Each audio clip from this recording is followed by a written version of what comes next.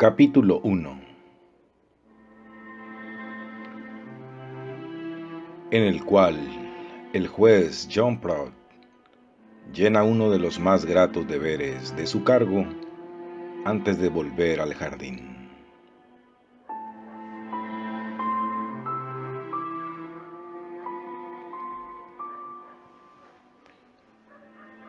No existe ningún motivo que impida decir a los lectores que la ciudad en que comienza esta singular historia se halla en Virginia, Estados Unidos de América. Si les parece bien, llamaremos a esta ciudad Weston y la colocaremos en el distrito oriental, sobre la margen derecha del Potomac. Pero nos parece inútil precisar más las coordenadas de esa ciudad, que se buscaría en vano aún en los mejores mapas de la Unión.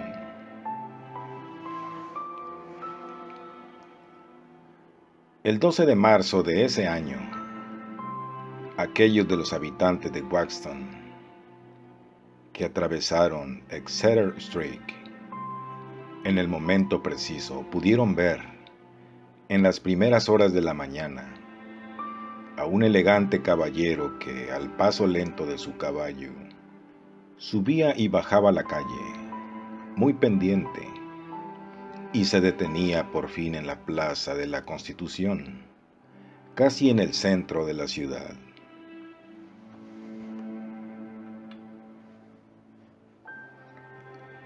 Este caballero, de puro tipo yanqui, tipo este que no se halla exento de una original distinción, no debía tener más de 30 años.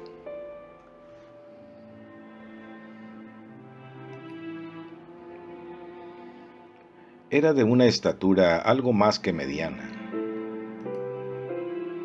de bella y robusta complexión, de cabellos negros y barba castaña, cuya punta alargada, su semblante de labios perfectamente afeitados. Una amplia capa le cubría hasta las piernas y caía sobre la grupa del caballo. Guiaba su montura con gran soltura, pero firmemente. Todo en su actitud indicaba al hombre de acción, resuelto, y también al hombre de primer impulso. No debía oscilar jamás entre el deseo y el temor, que es lo que constituye el rasgo de un carácter vacilante. Finalmente, un observador atento habría podido descubrir que apenas lograba disimular su impaciencia natural bajo una apariencia de frialdad. ¿Por qué se hallaba este caballero en una ciudad en que nadie le conocía, en que nadie le había visto jamás? ¿Se limitaba a atravesarla o se proponía permanecer algún tiempo en ella?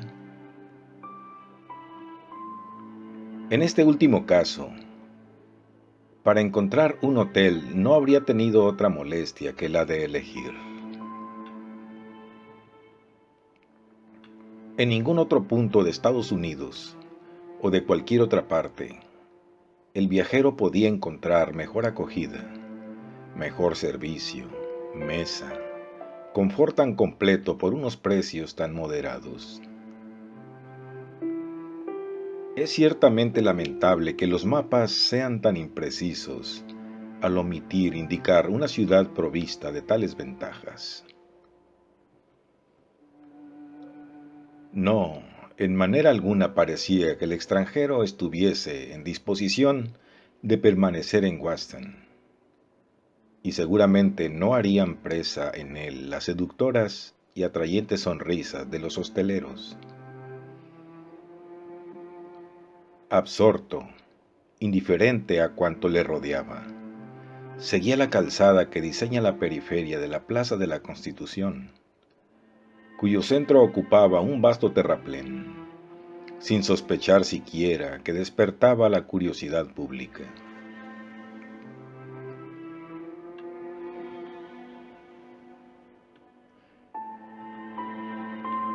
Y bien sabe Dios, con todo, si esta curiosidad se hallaba excitada. Desde el momento en que apareció el caballero, hosteleros y sirvientes cambiaban desde las puertas estas y otras frases análogas.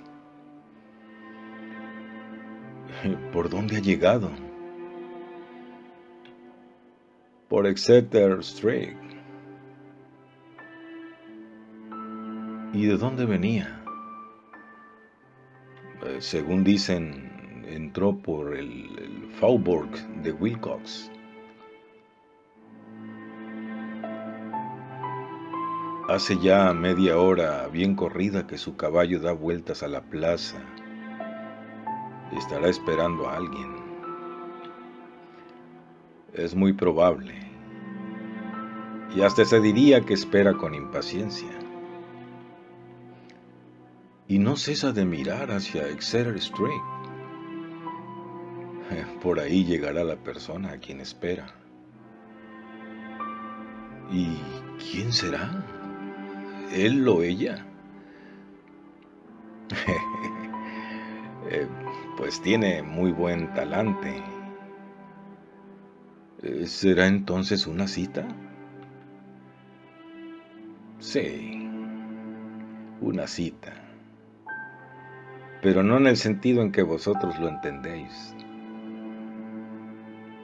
¿Usted qué sabe?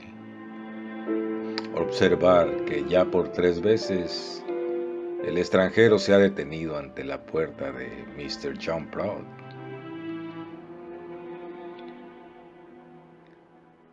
Y como Mr. John Proud es juez de Weston, entonces es que ese hombre tiene algún proceso y que su adversario llega con retraso. Tiene usted razón. Bien, el juez Pross los conciliará y reconciliará en un santiamén. Es un hombre habilísimo y muy honrado.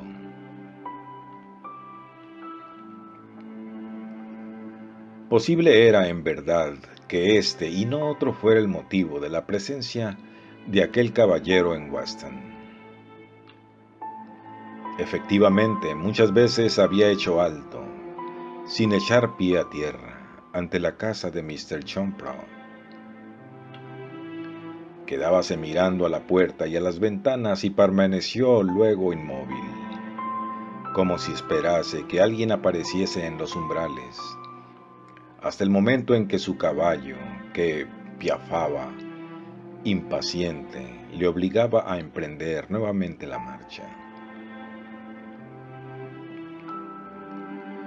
Ahora bien, al detenerse una vez más, se abrió súbitamente la puerta principal y un hombre apareció en la meseta de la pequeña escalinata que daba acceso a ella desde la acera. Tan pronto como el extranjero descubrió a este hombre, preguntó quitándose el sombrero: ¿Es usted Mr. John Probst, según creo? El mismo, contestó el juez muy amablemente.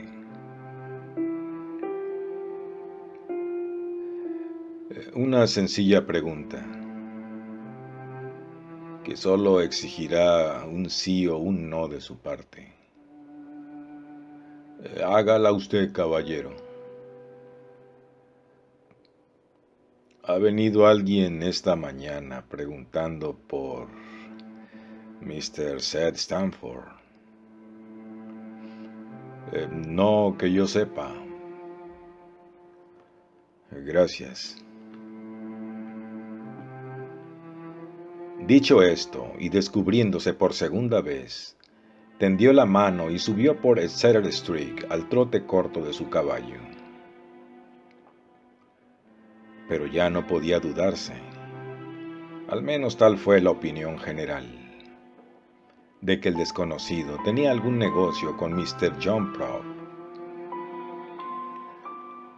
En el modo de hacer aquella pregunta se conocía que él mismo era Seth Stanford, el primero en acudir a una cita convenida de antemano. Pero otro problema no menos importante se planteaba ahora.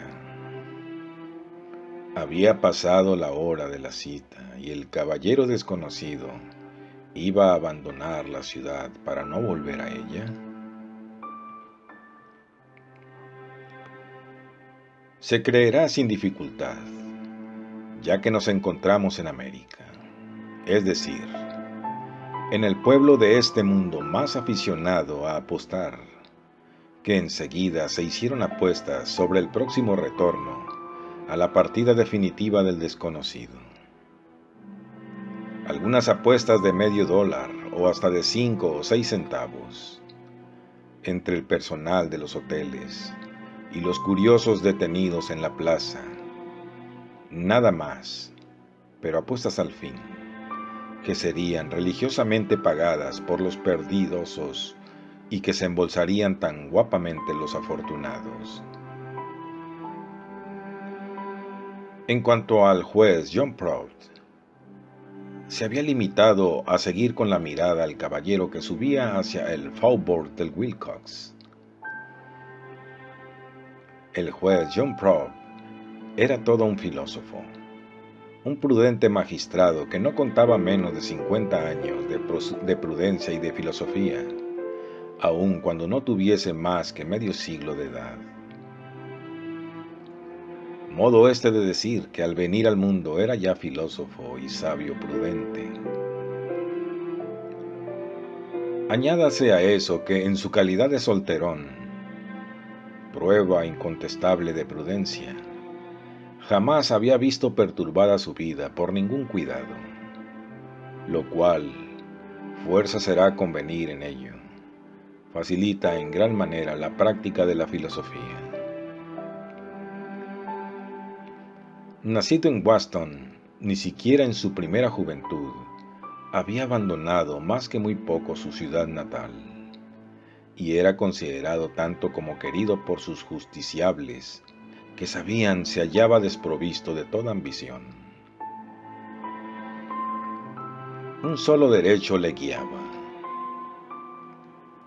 Siempre se mostraba indulgente con las debilidades y a veces con las faltas ajenas.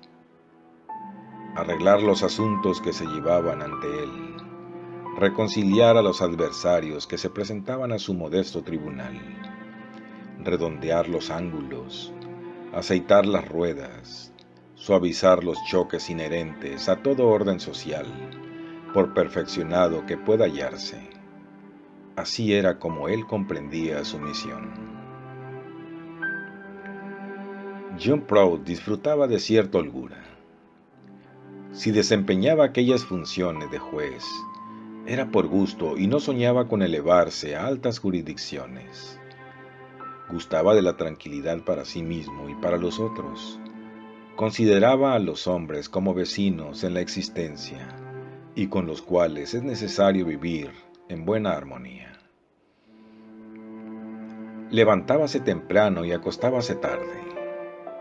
Si bien leía algunos autores favoritos del Antiguo y del Nuevo Testamento, se contentaban, en cambio, con un honrado diario de la ciudad, el Boston News, en el que los anuncios ocupaban más sitio que la política. Daba diariamente un paseo de 1 o 2 horas, durante el cual gastábanse los sombreros a fuerza de saludarle, lo cual le obligaba a renovar el suyo cada 3 meses. Fuera de esos paseos y salvo el tiempo dedicado al ejercicio de su profesión, permanecía en su casa, tranquilo y confortable, y cuidaba las flores de su jardín, que le recompensaban por sus cuidados, encantándoles con sus frescos colores y brindándoles sus suaves perfumes. Trazado en esas pocas líneas ese carácter, puesto en su verdadero marco el retrato de Mr. John Prout, se comprenderá fácilmente que dicho juez no quedase demasiado pensativo por la pregunta hecha por el extranjero.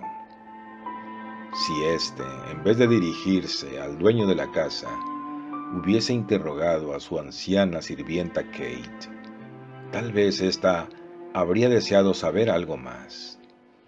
Habría insistido acerca de aquel Seth Stamford y habría preguntado lo que debería decírsele en caso de que acudiera a informarse de su persona. Y asimismo habría agradado a la digna Kate el saber si el extranjero volvería o no a casa de Mr. John Prout, ya aquella misma mañana o durante la tarde. Mr. John Prout, en cambio, no se hubiera perdonado esas curiosidades, esas indiscreciones, excusables en su sirvienta, pues algo pertenecía al sexo femenino. No, Mr. John Prout ni siquiera se dio cuenta de que la llegada, la presencia y la partida después del extranjero habían sido notadas por los mirones de la plaza, y, después de cerrar la puerta, volvióse a regar las rosas, los iris, los geranios, las rezadas de su jardín. En cambio, los curiosos permanecieron en observación. El caballero, no obstante, había avanzado hasta la extremidad de Exeter Street, que dominaba la parte oeste de la ciudad. Llegado al Faubourg de Wilcox, que une esta calle con el centro de Weston, detuvo su caballo y sin desmontar, miró en torno suyo. Desde ese punto sus miradas podían extenderse en 1 milla aproximadamente y seguir la sinuosa ruta que desciende hasta el pueblecillo de Steele, que perfilaba sus campanarios en el horizonte, más allá del Potomac. En vano sus miradas recorrían esta ruta. Era indudable que no descubría lo que buscaba, lo que dio motivo a vivos movimientos de impaciencia que se transmitieron al caballo, cuyos fogosos ímpetus hubo necesidad de contener. Transcurridos 10 minutos, el caballero, volviendo por Exeter Street, se dirigió por 5ª vez hacia la plaza.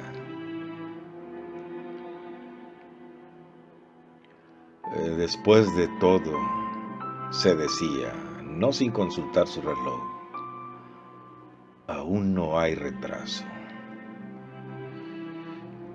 Es a las 10:07 y son apenas las 9:30.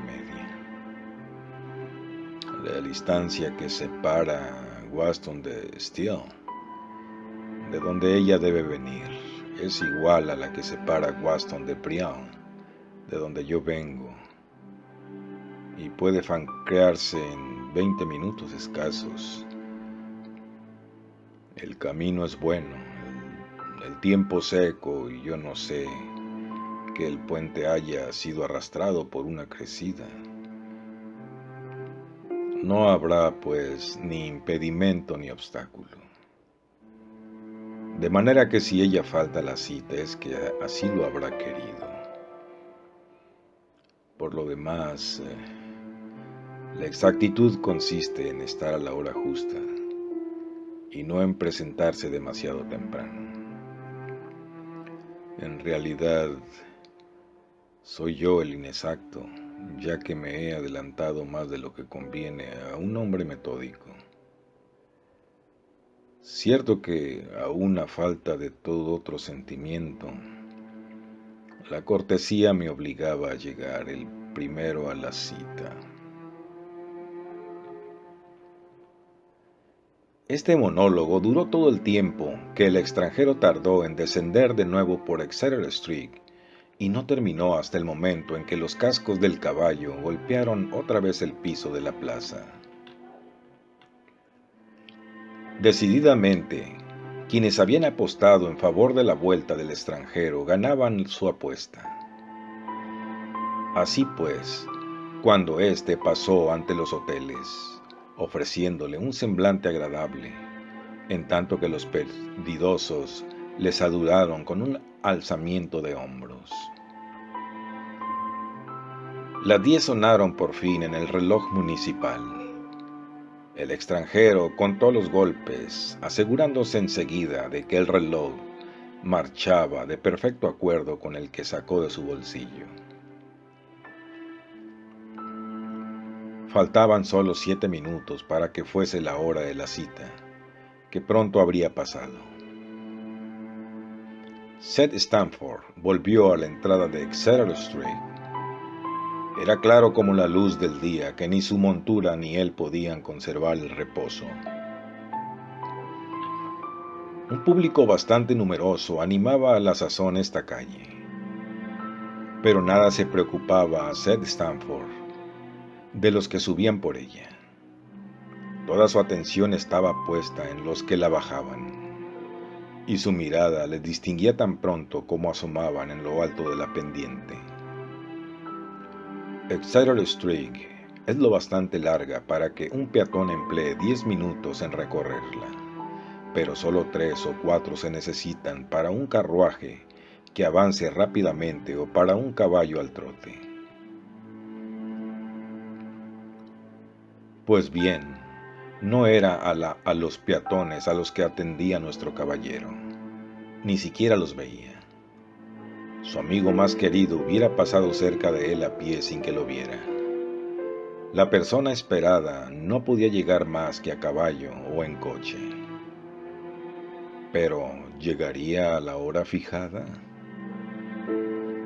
Solo faltaban 3 minutos, el tiempo estrictamente necesario para bajar Exeter Street, y ningún vehículo aparecía en lo alto de la calle, ni motociclo, ni bicicleta, así como tampoco ningún automóvil que, andando 80 kilómetros por hora, hubiera anticipado aún el instante de la cita.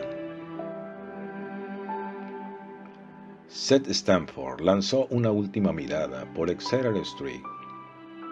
Un vivo relámpago brotó en sus pupilas mientras murmuraba, con un tono de inquebrantable resolución: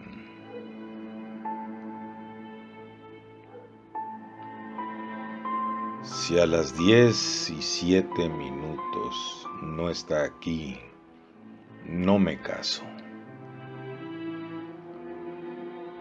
Como una respuesta a esta declaración, en aquel momento dejóse oír el galope de un caballo hacia lo alto de la calle.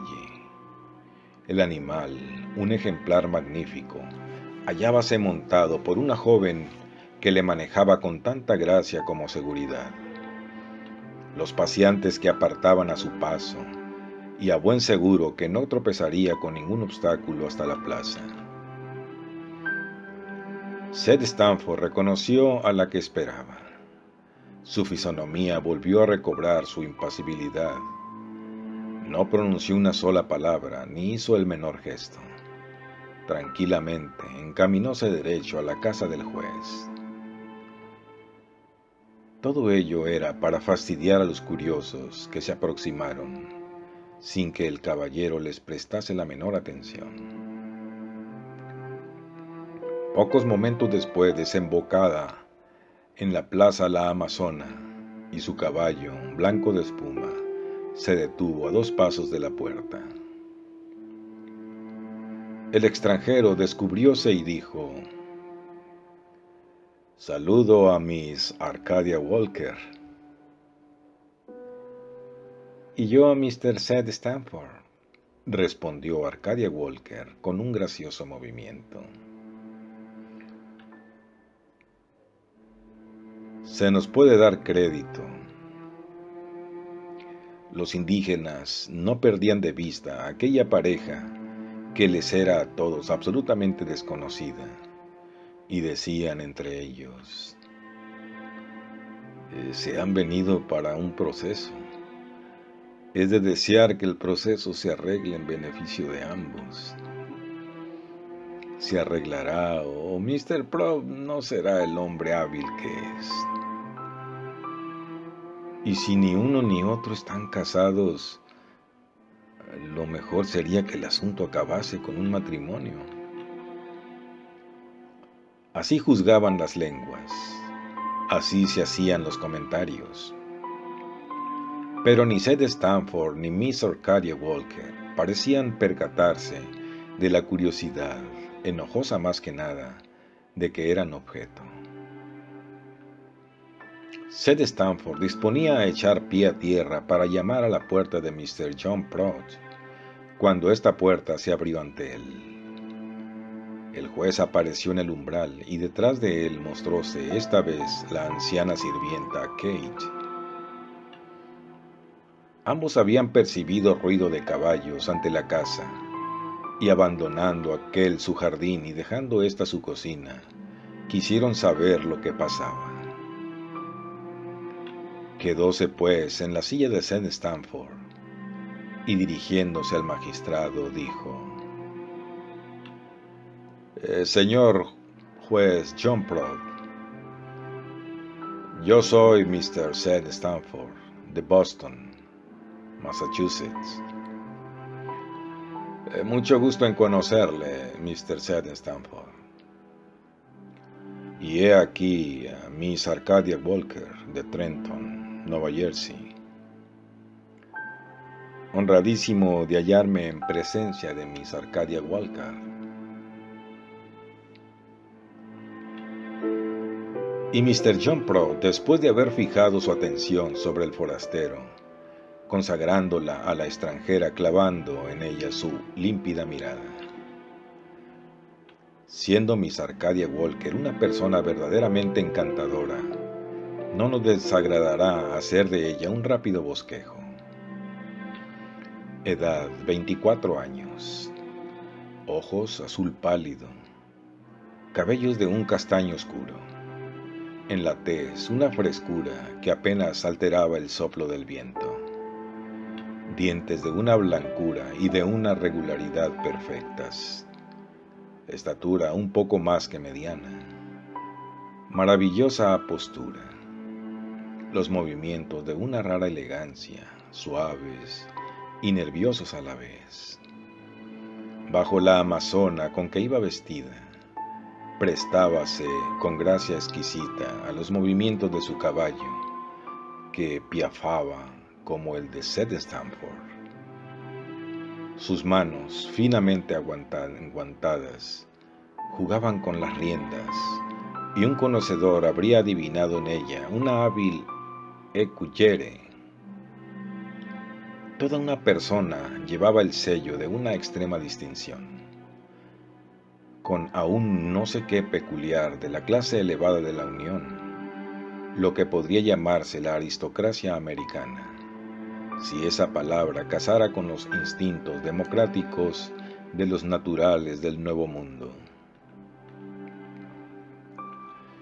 Miss Arcadia Walker, nacida en Nueva Jersey, no contando más que con parientes lejanos, libre en sus acciones, independiente por su fortuna, dotada del espíritu aventurero de los jóvenes americanas, llevaba una existencia conforme con sus gustos.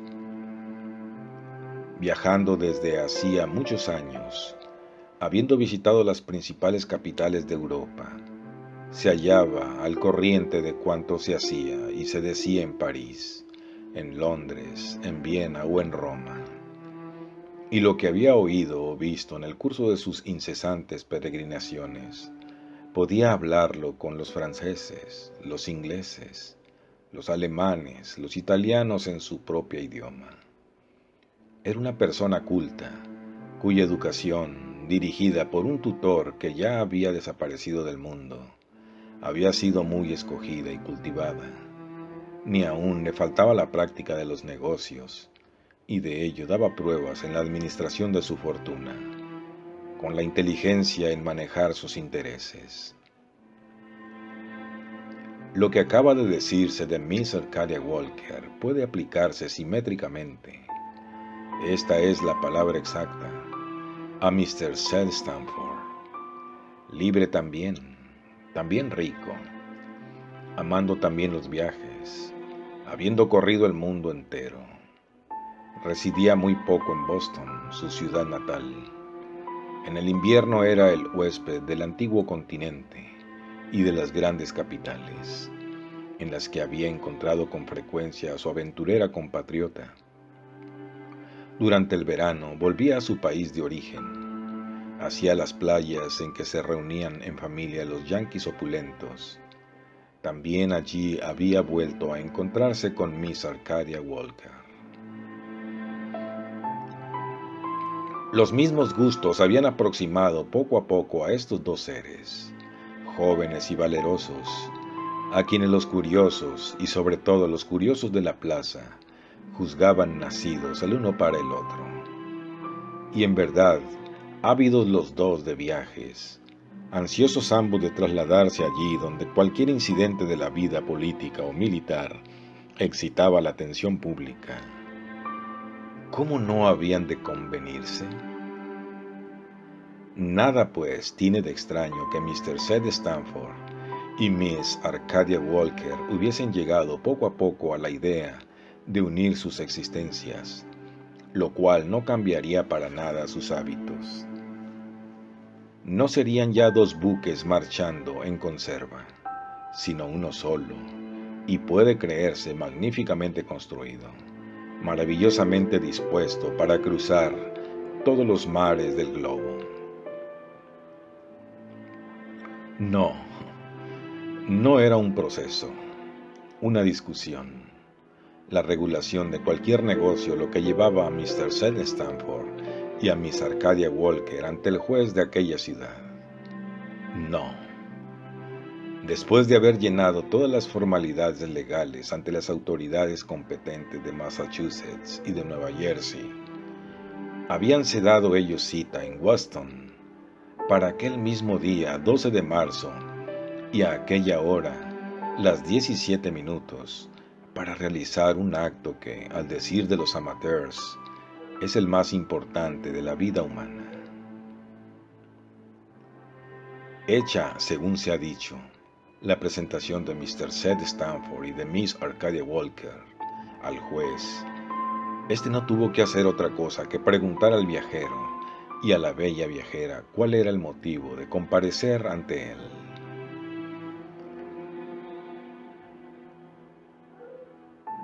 Seth Stamford desea convertirse en el marido de Miss Arcadia Walker,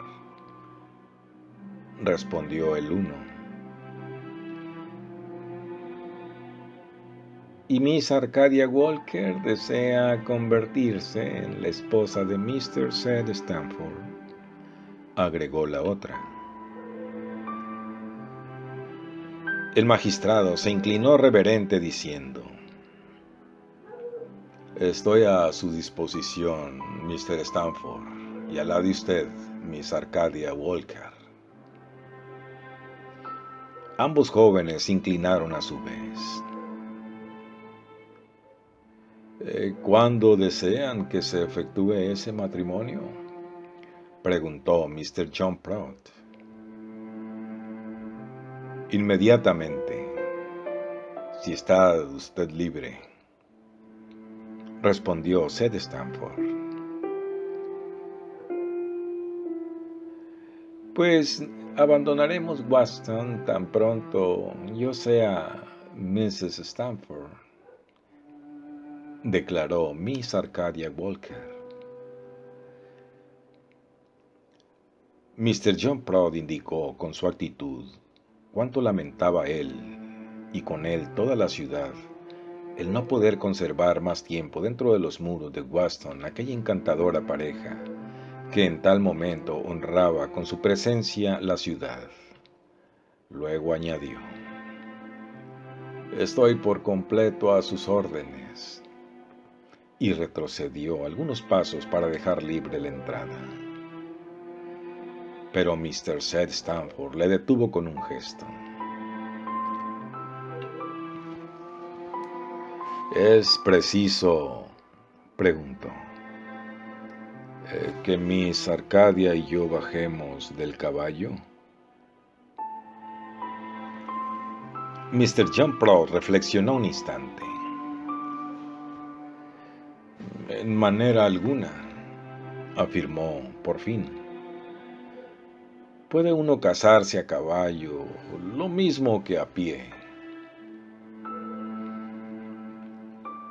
Difícil habría sido encontrar un magistrado más acomodaticio, aún en ese original país de América.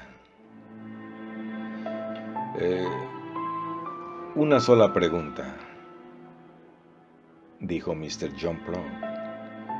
¿Están llenadas todas las formalidades impuestas por la ley? Lo están, contestó Seth Stanford. Y tendió al juez un doble permiso en debida forma, que había sido redactado por los escribanos de Boston y de Trenton después del abono de los derechos de licencia. Mr. John Prout cogió los papeles y, haciendo cabalgar sobre su nariz los lentes con montura de oro, leyó atentamente aquellos documentos legalizados con toda regularidad y cubiertos con el timbre oficial. Los papeles, dijo, se hallan en perfecto orden y estoy dispuesto a certificar el matrimonio. Nada tiene de extraño que los curiosos, cuyo número había aumentado considerablemente, rodeasen a la pareja, como otros tantos testigos de una unión celebrada en condiciones que parecían un tanto extraordinarias en cualquier otro país, pero la cosa no era para apurar ni para desagradar a los dos novios. Subió entonces Mr. John Prout los primeros peldaños de la escalinata y con una voz que se dejó oír de todos habló así: Mr. Seth Stanford, ¿consiente usted en tomar por esposa a Miss Arcadia Walker? Sí. Miss Arcadia Walker, ¿consiente usted en tomar por marido a Mr. Seth Stanford? Sí. Recogióse el magistrado durante algunos segundos y, serio como un fotógrafo en el momento del sacramental, no os mováis, declaró. En nombre de la ley, Mr. Seth Stanford de Boston y Miss Arcadia Walker de Trenton, yo les declaro unidos por el matrimonio. Ambos esposos se aproximaron y se dieron la mano como para sellar el acto que acababan de realizar. Luego, cada uno de ellos presentó al juez un billete de $500. Como honorarios, dijo Mr. Seth Stanton. Para los pobres, dijo Mrs. Arcadia Stanton. Y uno y otro, después de inclinarse ante el juez, soltaron las riendas a sus caballos, que se lanzaron en la dirección de Faubourg de Wilcox. Muy bien, exclamó Kate, hasta tal punto paralizada por la sorpresa que, por rara excepción, habíase quedado 10 minutos sin hablar. ¿Qué quiere decir esto, Kate?, preguntó el juez Prout. La anciana Kay soltó la punta de su delantal, que desde hacía un instante retorcía como un cordelero de profesión. Mi opinión, señor juez, dijo, es que esas gentes están locas. Sin duda, venerable Kay, sin duda, aprobó Mr. John Prout, cogiendo de nuevo su pacífica regadera. Pero, ¿qué tiene eso de extraño? No ¿No están siempre un poco locos los que se casan?